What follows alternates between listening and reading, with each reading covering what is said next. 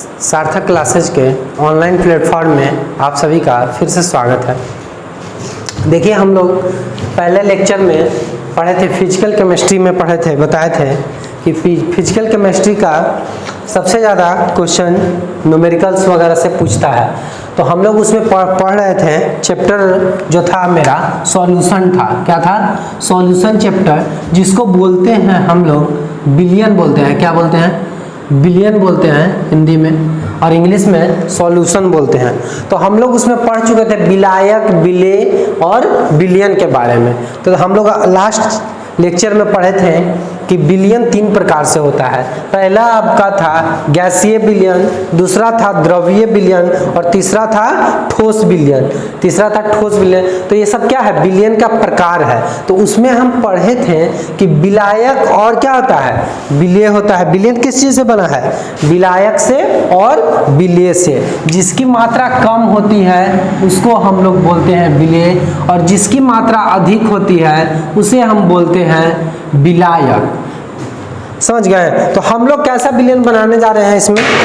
हम लोग इसमें देखेंगे गैसीय बिलियन के बारे में। तो गैसीय बिलियन में देखिए, जो भी होगा आपका विलायक वो सभी गैस रूप में होगा। क्या होगा? जो भी विलायक होगा गैस रूप में होगा। और हम विलेय को चेंज करेंगे। अगर हम गैस टोटल में गैसीय बिलियन में क्या होना चाहिए? विलायक होना चाहिए। और अगर हम उसमें गैस लेते हैं विलेय, तो कैसा बिलियन बनेगा? गैस का गैस के साथ। तो देखिए, इसका एग्जाम्पल है, उदाहरण है, या इसको एग्जाम्पल बोलते हैं। एग्जाम्पल में तो ऑक्सीजन तथा नाइट्रोजन गैस का मिश्रण, तो गैस का विलयन, तो गैसीय विलयन हो गया। अब गैस का द्रव के साथ, द्रव उसमें क्या कर रहे हैं? डाल रहे हैं गैस में। तो आपका क्लोरोफॉर्म को नाइट्रोजन गैस में मिश्रित करने पे आपका द्रव का गैस में विलयन बनेगा। अब देखिए, क्लोरोफॉर्म इसका होता है फॉर्मूला CHCl3। आप लोग इसके बारे में कार्बनिक रसायन मतलब ऑर्गेनिक केमिस्ट्री में पढ़िएगा। अब देखिए, इसमें है गैस जो है विलायक के रूप में है, जो अधिक मात्रा में है। आप लोग पता है, ठोस लेंगे तो ठोस में आपका हो जाएगा ठोस का गैस के साथ। तो जैसे कपूर का नाइट्रोजन गैस में विलयन, तो कपूर आपका क्या होता है? ठोस रूप में होता है। तो ठोस रूप में आपको नाइट्रोजन गैस में विलयन। तो कैसा विलयन होगा? तीनों विलयन गैसीय विलयन है। बस हम लोग चेंज कर रहे हैं, क्या? विलेय को चेंज कर रहे हैं। जो विलेय चेंज होगा उसके अनुसार मतलब इसका फॉर्म बदलेगा। बाकी कैसा रहेगा? विलायक मेरा गैसीय। देखिए, इसमें पूछ सकता है, आपका एग्जाम्पल में पूछ सकता है कि कैसा विलयन है, जैसे ऑक्सीजन तथा नाइट्रोजन का, तो गैसीय विलयन है कि क्या है। या पूछ सकता है कि एक एग्जाम्पल दीजिए जिसमें विलेय ठोस हो और विलायक आपका हो गैस। तो ये सब क्वेश्चन में आप लोग याद कर सकते हैं, ये सब एग्जाम्पल्स वगैरह। अब उसी में देखिए द्रवीय विलयन में क्या होना चाहिए कि टोटल आपका क्या होना चाहिए? विलायक जो अधिक मात्रा में है, विलायक आपका द्रव में होना चाहिए। और उसमें हम आप चेंज करते जाएंगे, जैसे गैस, द्रव और ठोस डालेंगे। तो आपका क्या हो जाएगा? गैस डाले तो क्या होगा? जल में ऑक्सीजन का घुलना, फर्स्ट लाइन का एग्जांपल हो गया। फिर जल में एथेनॉल हो गया अल्कोहल का। जल क्या है? द्रव। तो जल का और एक और द्रव है जिसको एथेनॉल बोलते हैं, अल्कोहल। या मिश्रण आप ले लीजिएगा, तो देखिए अल्कोहल में भी सब एथेनॉल जो होता है उसका यूज किया जाता है अल्कोहल के रूप में, शराब के रूप में। सभी आप एथेनॉल का यूज नहीं कर सकते हैं अल्कोहल रूप में। अब उसी तरह क्या हो गया? द्रव में देखिए ठोस विलेय लिए हैं, तो ठोस जैसे ग्लूकोज वगैरह क्या होता है? ठोस होता है। तो जल में उसको विलयन बनाते हैं। तो ये आपका तीनों क्या हो गया? द्रवीय विलयन का एग्जांपल हो गया। फिर आपका ठोस विलयन है, तो ठोस में ठोस तीनों लेंगे, क्या लेंगे? विलायक मेरा जो अधिक मात्रा में रहेगा वो क्या होगा? विलायक होगा। तो उसको ठोस में, तो गैस लेंगे, तो जैसे देखिए हाइड्रोजन गैस का पैलेडिनियम धातु होता है। पैलेडिनियम क्या होता है? धातु में विलयन। फिर आपका है ठोस और द्रव। तो देखिए पारा होता है, पारा क्या होता है? पारा। इसको हम लोग लिख लेते हैं पारा लिखिए या पारा लिखिए। पारा क्या होता है? पारा का सोडियम के साथ मिश्रण। तो ये कैसा मिश्रण है? द्रव का ठोस के साथ। फिर देखिए ठोस का ठोस के साथ, तो तांबे का सोने में विलयन। तो कहने का मतलब क्या है? ये आपका मिश्र धातु बन जाता है। क्या बन जाता है? मिश्र धातु बन जाता है। तो ये आपका ठोस में ठोस का विलयन कैसा है, तीनों एग्जाम्पल, तो ठोस का विलयन है। तो सब आप हाँ ये सब आप याद कर सकते हैं, पूछ सकता है एग्जाम्पल वगैरह में दे देगा कि कैसा विलयन है। और आपका ये भी पूछ सकता है कि आप जैसे कहने का मतलब गैस विलेय है और ठोस विलायक है, उसका एक एग्जाम्पल दीजिए। तो ये सब याद रखना है, बेसिक चीज है, ठीक है। इसका आप स्क्रीनशॉट ले हम लोग उसके बाद देख रहे हैं एग्जाम्पल। पहले हम लोग देख चुके हैं कैसा कैसा विलयन है। अब हम लोग देखेंगे विलयन में आपका टॉपिक आता है विलयनों की सांद्रता ज्ञात करना। सांद्रता मतलब होता है कॉन्सेंट्रेशन, इंग्लिश में इसको क्या बोलते हैं, कॉन्सेंट्रेशन। तो देखिए सांद्रता ज्ञात करना, तो विलयन का सांद्रता जो है क्यों ज्ञात किया जाता है, इसलिए ज्ञात किया जाता है कि उसका हमको पता चले अच्छे तरीके से कि उसमें कितना विलय मिला हुआ है और कितना विलायक मिला हुआ है। तो देखिए विलयन का सांद्रता जो है हम लोग दो तरीके, सांद्रता कहने का मतलब क्या है कि इसमें विलय कितना मिला है और विलायक कितना मिला है। तो देखिए इसको निकालने का तरीका है, पहला है गुणात्मक रूप से और दूसरा है मात्रात्मक रूप से। तो देखिए गुणात्मक रूप में क्या होता है कि दो तरीके से होता है, एक तनु और एक सांद्र। सांद्र में तनु में क्या होता है कि विलय की कम मात्रा, तनु अम्ल या तनु विलयन उसको बोलते हैं विलय की जिसमें कम मात्रा हो, और सांद्र उसको बोलते हैं जिसमें विलय की, यहाँ पे छूट गया है सॉरी, विलय की अधिक मात्रा, विलय की अधिक मात्रा। तो देखिए विलय की अधिक मात्रा होगा उसको क्या बोलेंगे, सांद्र बोलेंगे, और तनु में क्या होगा, विलय की कम मात्रा। तो इस रूप से हम लोग इसलिए नहीं निकालते हैं कि एग्जैक्ट वैल्यू हम लोग को पता नहीं चलता है कि इसमें क्या है कि एग्जैक्ट विलय कितना है, बस पता चलता है कि कम है और अधिक है, एग्जैक्ट वैल्यू नहीं पता करते हैं। इसलिए क्या होता है कि भ्रम उत्पन्न करता है, क्या होता है, भ्रम उत्पन्न करता है गुणात्मक रूप में। इसलिए हम लोग इसका मात्रात्मक मतलब अमाउंट के रूप में, अमाउंट आपका हो गया तो एग्जैक्ट वैल्यू बताएगा, इसीलिए विलयन की सांद्रता ज्ञात की जाती है मात्रात्मक रूप से। अब देखिए अब सांद्रता क्या होता है इसके बारे में हम लोग थोड़ा समझ लेते हैं। सांद्रता जिसको इंग्लिश में कॉन्सेंट्रेशन बोलते हैं, किसी विलायक में विलय की घुली हुई, किसका, किसी विलायक में, सबको जानता है कि कौन घुलेगा, विलय घुलेगा, विलायक की मात्रा अधिक है, विलय की मात्रा कम है। तो विलय की घुली हुई निश्चित मात्रा को उस विलयन की सांद्रता कहते हैं। क्या, निश्चित मात्रा, विलय की घुली हुई निश्चित मात्रा को उस विलयन की सांद्रता कहते हैं। तो यही आपका हो गया कि कॉन्सेंट्रेशन या सांद्रता किसको बोलेंगे, उसी चीजों को हमको क्या करना है, ज्ञात करना है। अब देखिए विलयन का संगठन उसकी सांद्रता से व्यक्त किया जाता है। अब मान के चलिए क्या है, अब कोई बोला कि हाँ भाई विलयन है, तो विलयन में क्या क्या है, तो विलयन में जो संगठन होगा उसका पता हमको किससे चलेगा, सांद्रता से, कि इसका कॉन्सेंट्रेशन क्या है, इसमें कितना विलय मिला हुआ है, जो एक फिक्स्ड अमाउंट में, फिक्स निश्चित मात्रा में हो। तो इसलिए विलयन का संगठन उसकी सांद्रता से व्यक्त किया जाता है। इसकी सांद्रता को निम्नलिखित तरीके से ज्ञात करते हैं। क्या करते हैं, इसकी सांद्रता को निम्नलिखित तरीके से ज्ञात करते हैं। क्यों, क्योंकि हमको एग्जैक्ट वैल्यू चाहिए, एग्जैक्ट कहने का मतलब मात्रा चाहिए कि इसमें आपका क्या है, विलयन क्या है। विलयन की सांद्रता ज्ञात करने के लिए आपको मात्रात्मक तरीका, गुणात्मक रूप से क्यों नहीं करते हैं, क्योंकि भ्रम उत्पन्न करता है, क्योंकि आपका एग्जैक्ट वैल्यू नहीं है, इसीलिए। ठीक है, अब इसके बाद आप लोग इतना पूरा समझ लीजिए, और आप लोग कॉपी कलम लेके अब से पास करो यार, कहाँ तुम्हारा। देखिए हम लोग विलयन की सांद्रता ज्ञात करने के बारे में पढ़े कि क्यों विलयन की सांद्रता ज्ञात किया जाता है। तो इसके बारे में हम लोग देखें कि विलायक और विलय के बारे में, क्या देखें कि विलायक और विलय के बारे में, वही सांद्रता होता है। सांद्रता का क्या डिफिनेशन था, सांद्रता का हम लोग डिफिनेशन देखें कि विलय की निश्चित मात्रा घुली हुई होनी चाहिए।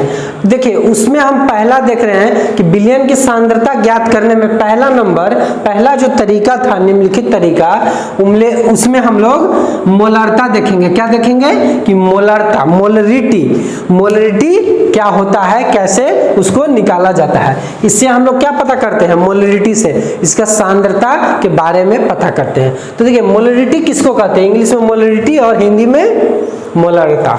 किसी विलयन के प्रति लीटर में घुले हुए, किसी विलयन के प्रति लीटर में घुले हुए विलेय के मोलों की संख्या को उस विलयन की मोलरता कहते हैं। अब देखिए किसी विलयन, मान के चलिए कोई हम विलयन ले लिए, क्या ले लिए, कोई विलयन इसी में ले लिए हम लोग 1 लीटर का, 1 लीटर का कोई विलयन ले लिए। मान के चलिए इसमें क्या है, मेरा 1 बिलियन है, उस किसी बिलियन के प्रति लीटर में घुले हुए। अब इसमें क्या होगा कि बिलियन है मेरा 1 लीटर, तो इसमें क्या होगा आपका विलेय भी होगा और आपका क्या होगा, विलायक भी होगा। तो विलेय होगा और विलायक होगा। तो क्या बोल रहा है कि प्रति लीटर में घुले हुए विलेय के मोलों की संख्या को उस विलयन की मोलरता कहते हैं। तो देखिए मोल, अब हम इसके बारे में जान लेंगे थोड़ा, विलेय के मोल किसको बोलते हैं। तो विलेय के मोल जो होता है, इसको मोल के बराबर, मोल के बारे में हम लोग पढ़े हैं 11th क्लास में, आप लोग पढ़े नहीं होंगे, और नहीं पढ़े हैं तो हम बता देते हैं। मोल इक्वल टू होता है भार अपॉन अनुभार। क्या होता है, भार अपॉन अनुभार, वेट अपॉन मॉलिक्यूलर वेट। इसीलिए क्या हुआ कि किसी विलयन के प्रति लीटर में घुले हुए विलेय के मोलों, जितना विलेय है उसका मोल के बारे में, मोलों की संख्या को उस विलयन की मोलरता कहते हैं। तो देखिए मोलरता के बारे में यहां से डिफिनेशन निकल के आया है, इसके अनुपात को बोलते हैं हम। कहने का मतलब मोलरता इक्वल टू विलेय के मोलों की संख्या अपॉन लीटर में विलयन का आयतन। ये ध्यान देने वाली चीज है कि इसका आयतन किसमें होना चाहिए, लीटर में। विलयन का आयतन है यहाँ, आयतन लीटर में होना चाहिए। और आपका विलेय का मोल क्या होगा, भार अपॉन अनुभार। अब हम उसको क्वेश्चन से थोड़ा देखेंगे कि मोल वगैरह कैसे निकाला जाता है। 11th क्लास में जो पढ़े होंगे आप लोग, 9th 10th में भी पढ़ता है आदमी।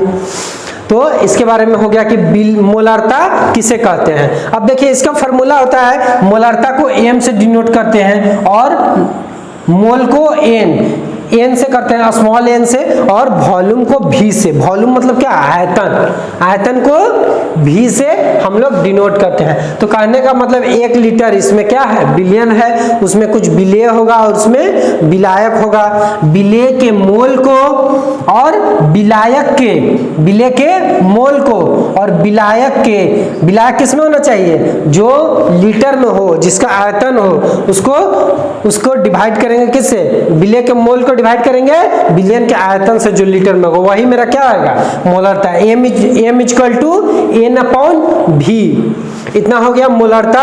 अब देखिए ताप में परिवर्तन होने पर, पॉइंट है यहाँ पे, ध्यान से देखिएगा कि ताप में परिवर्तन होने पर विलयन के आयतन में परिवर्तन होता है। क्या होता है, ताप के में परिवर्तन होने पर विलयन के आयतन में परिवर्तन होता है। कोई भी चीज को हम लोग क्या करते हैं, गर्म करते हैं, तो उसका क्या होता है, आयतन क्या होता है, चेंज होता है। क्या कहने का मतलब उसका वॉल्यूम जो है परिवर्तित होता है, और अतः ताप परिवर्तन से विलयन की मोलरता भी परिवर्तित हो जाती है। कहने का मतलब अगर हम इसमें टेम्परेचर देते हैं किसी विलयन में, तो उसका आयतन क्या होगा, चेंज हो जाएगा, परिवर्तित हो जाएगा, बदल जाएगा। कहने का मतलब अगर जो विलयन है, तो पूरा अगर हम विलयन का आयतन को भी चेंज कर देंगे तो उसका मोलरता भी तो चेंज हो जाएगा। सोचने वाली बात है कि अगर हम इसको चेंज करेंगे तो इसमें क्या होगा, चेंज हो जाएगा। अगर मान के चलिए चेंज करके क्या आया, आयतन घट गया, तो क्या हो जाएगा, मोलरता बढ़ जाएगा ना, क्योंकि क्या है, इनवर्सली प्रोपोर्शनल है, व्युत्क्रमानुपाती है। और अगर ये बढ़ जाएगा तो क्या हो जाएगा, डिवाइड हो रहा है, भाग हो रहा है, तो क्या होगा मेरा, कम हो जाएगा। कहने का मतलब क्या है, व्युत्क्रमानुपाती हो जाएगा। तो देखिए ध्यान देने वाली बात है कि ताप में परिवर्तन, इसको ध्यान दीजिएगा, कहीं के ऑब्जेक्टिव में पूछता है कि क्या ताप में परिवर्तन होने पर मोलरता में कुछ परिवर्तन होगा, तो पूछ देगा कि ताप में अगर परिवर्तन, ताप घट गया, ताप को हम क्या किए, ताप में परिवर्तन होने से मेरा आयतन में चेंजिंग आएगा और मोलरता भी मेरा चेंज हो जाएगा। इसीलिए इसको याद रखिएगा थोड़ा, ताप में परिवर्तन होने पर विलयन के आयतन में परिवर्तन होता है, अतः ताप परिवर्तन से विलयन की मोलरता भी परिवर्तित हो जाती है। अब देखिए पहला टॉपिक हमारा मोलरता था, इसमें हम थोड़ा एक दो न्यूमेरिकल देख लेंगे, उसके बाद मोलरता से कोई भी क्वेश्चन आएगा तो नहीं छूटेगा, ठीक है। इसके बाद आप स्क्रीनशॉट ले लीजिए अच्छे तरीके से इसको। हाँ देखिए, अब हम लोग सांद्रता में पहला टॉपिक हम लोग क्या पढ़े कि मोलरता के बारे में। अब मोलरता मतलब इंग्लिश में मोलरिटी, तो उसी पर हमें क्वेश्चन लिए हैं जो एग्जाम में पूछा हुआ है और एनसीईआरटी में भी ऐसा क्वेश्चन है, यही होगा शायद, हमको याद नहीं है। अब देखिए क्वेश्चन आपका है कि उस विलयन की मोलरता की गणना कीजिए। गणना कीजिए का मतलब क्या होता है कि मोलरता निकालिए जिसमें 5 ग्राम NaOH, 5 ग्राम क्या है NaOH सोडियम हाइड्रोक्साइड है जो 450 ml विलयन में घुला हुआ है, तो ऐसा विलयन का मोलरता क्या होगा। तो इसके लिए हम लोग क्या क्या दिया हुआ है देखेंगे पहले कि 5 ग्राम मेरा क्या है NaOH, तो हमको सबसे पहले क्या फाइंड करना चाहिए कि पहले विलय क्या है और मेरा विलयन क्या है। तो आपका देखने से पता चल रहा है कि NaOH क्या है विलय है और आपका विलयन कैसा है तो 450 ml। अब क्या है इसके बारे में नहीं डिस्कस किया हुआ है, सिंपल क्वेश्चन है। तो 450 ml विलयन में घुला हुआ है, तो 450 ml क्या है मेरा विलयन है। तो अब हम लोग देखे थे मोलरता के बराबर, मोलरता के बारे में, तो मोलरता का फॉर्मूला निकल के आया था ऊपर में मोल विलय का मोल अपॉन लीटर में विलयन का आयतन। क्या पढ़े थे मोल अपॉन लीटर में विलायक का आयतन। तो मेरा विलायक क्या है, मेरा विलायक क्या है 450 ml विलयन में 450 ml विलयन में घुला हुआ है। तो देखो NaOH विलय के मोल बराबर हम लोग पढ़े थे कि भार अपॉन अनुभार। तो देखिए इसको हम लिख देते हैं थोड़ा सा, जिसको नहीं पता हो, ये आपका हो जाएगा विलय के मोल अपॉन विलयन का लीटर में आयतन, विलयन का लीटर में आयतन। कुछ नहीं करना है, बस इस फॉर्मूला पे पुट कर देना है। ऑब्जेक्टिव में भी पूछ सकता है, सब्जेक्टिव में भी 2-3 नंबर का पूछ सकता है। तो NaOH मतलब विलय का मोल बराबर भार अपन अनुभार। तो भार मेरा कितना दिया 5 ग्राम दिया है, 5 ग्राम दिया है, और आपका क्या दिया है अनुभार। तो अनुभार क्या होगा मॉलिक्यूलर वेट। तो आपका NaOH में क्या मॉलिक्यूल्स है, तो एक सोडियम है, ऑक्सीजन है और हाइड्रोजन है। तो सोडियम का हम लोग क्या देखते हैं कि यहाँ 23 होता है अनुभार, 16 होता है आपका इसका भी अनुभार, ऑक्सीजन का और हाइड्रोजन का एक, तीनों को जोड़ेंगे तो कितना आएगा मेरा 40 आएगा, 40 आएगा ना जी। तो 40 आएगा तो इसी को क्या रखेंगे भार अपॉन अनुभार। तो इसको सॉल्व अगर करेंगे तो 0.125 मोल आएगा। क्या आएगा 0.125 मोल। अब देखिए हम लोग विलयन का लीटर में आयतन, तो विलयन अगर मेरा दिया है 450 ml, तो हमको अगर उसको बदलना है लीटर में तो क्या करेंगे भाई, मिलीलीटर में दिया है तो सबसे सिंपल है कि हम उसको क्या करेंगे 1000 से डिवाइड कर देंगे। कहने का मतलब होता है ना 1 लीटर बराबर 1000 मिलीलीटर, इसलिए 1000 से डिवाइड कर देंगे, उतना मेरा क्या आ जाएगा, मेरा विलयन का लीटर में आयतन आ जाएगा। अब हम दोनों चीजों को निकाल लिए। पहले क्या निकाले विलय के मोल और विलयन का लीटर में आयतन। अब हमको निकालना है मोलरता, पूछ रहा है मोलरता की गणना कीजिए। तो मोलरता का बराबर फार्मूला हम देखे थे N/V। तो ऊपर में क्या रख देंगे, जो विलय का मोल यहाँ निकाले हैं उसको रख देंगे, और नीचे में क्या रख देंगे 450 बटा 1000। तो 450 नीचे में और 1000 ऊपर में चला गया, क्या हो गया 450 और 1000 ऊपर में। इसको अगर हम कटिंग कटिंग करेंगे तो क्या आएगा मेरा मोलारता बराबर 0.278 एम। एम हम बहुत बताए थे कि मोलारता को डिनोट करने के लिए या संकेत करने के लिए एम से लिखते हैं। और उसका एक और यूनिट होता है मोल पर लीटर। जैसे ऊपर में क्या है मोल है, इसको चेंज किए तो क्या हो गया, देखिए यहाँ पे क्या है लीटर में है दोनों मिलके, यहाँ पे EVML है तो जब कटिंग होगा तो क्या हो जाएगा पूरा लीटर में आ जाएगा, समझ गया है। तो इसको यहाँ पे ध्यान दीजिए, इसको नहीं भी लिखेंगे तो चलेगा क्योंकि मेरा पहले से लीटर में बन चुका है। तो क्या हो गया मोल अपॉन पर मोल डिवाइड बाय लीटर, इसलिए इसका यूनिट क्या हो जाएगा मोल पर लीटर। तो ये देखिए आपका आंसर आ गया मोलारता के बारे में। तो सिंपल है, पहला हम लोग सांद्रता ज्ञात करने का तरीका था, जो पहला पॉइंट था मोलारता। इसमें और भी बहुत सारा चीज है, जैसे मोललता है उसको, उसके बारे में हम अगला देखेंगे। उसके बाद मोल फ्रैक्शन है जिसको मोल प्रभाज बोलते हैं, उसके बारे में पढ़ेंगे। और भी है 2-3 छोटा उसके बारे में, और इससे खूब क्वेश्चन पूछता है इसमें। तो इसका आप लोग स्क्रीनशॉट ले लीजिए और इसको समझ गए होंगे, 1-2 बार और देखिएगा, कैलकुलेशन कर लीजिएगा थोड़ा घर पे। बाकी कैलकुलेशन हम लिख दिए हैं, जो आंसर यही सही होगा, ठीक है। और क्वेश्चन कोई भी कीजिएगा तो बन जाएगा, मोलारता का क्वेश्चन नहीं छूटने वाला है। स्क्रीनशॉट ले लीजिए आप लोग।